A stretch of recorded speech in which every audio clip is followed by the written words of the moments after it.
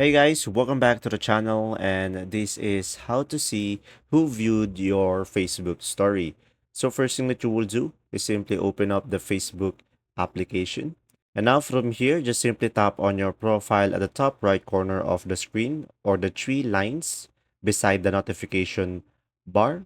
And now just simply tap on your profile at the top over here.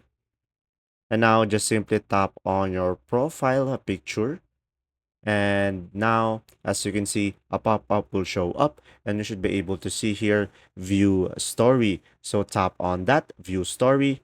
So as you can see on the bottom left corner of the screen, you should be able to see here your view count. And since I don't have a viewer yet, it is showing that no viewers yet.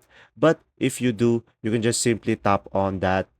And from here, you should be able to see all of the people who see or viewed your Facebook story. And if you want to refresh it, you can just simply tap on refresh in order for you to see who viewed your story. And as you can see on the top right, you should be able to see here this icon where there are two people, and you can go for your story to go for public, friends, or custom. So pretty much it will be depending on you. So that's simply about it. If this video was helpful, please like and subscribe. Thanks for watching, guys. See ya.